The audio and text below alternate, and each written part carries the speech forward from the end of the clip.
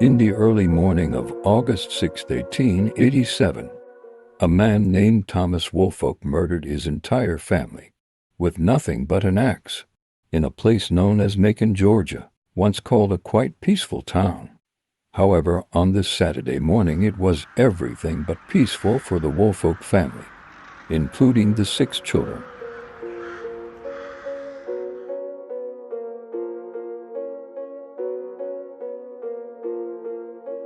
The neighbors nearby was awakened by the sound of dogs barking. Shortly after that, Thomas Woolfolk runs to their house screaming, "Get a gun, they are killing my family."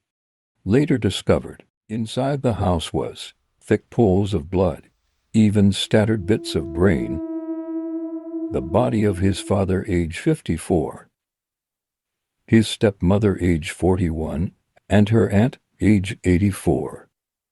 But even worse, his brother, age 20, his 3 sisters, ages 20, 17, and 10, also his half-brother, only age 5, and the worst of them all, his baby sister, who was only 18 months old, all brutally mutilated insidiously with an axe.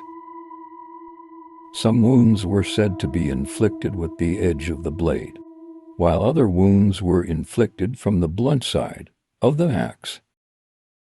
Thomas Woolfolk was asked to take his clothes off by the police. As he did so, a bloody handprint could be seen on his leg. Also, a bloody shirt was found in the house by investigators. It wasn't long before Thomas was convicted of murder and sentenced to death by hanging. Moments just before his death in 1890, he said to the crowd gathered to watch him die, "I, Thomas Woolfolk, realizing the existence of God, and so as to meet him, knowing all that I have ever done, and that I must stand before his judgment, knowing that I will be called into his presence, I solemnly declare my innocence, and I leave my last declaration that I did not take the life of any of my family members."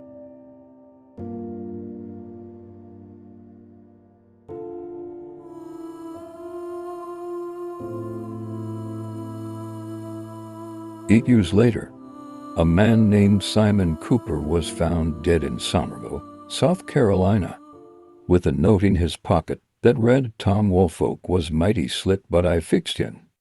I would have killed him with the rest of his family, but he was not home at the time."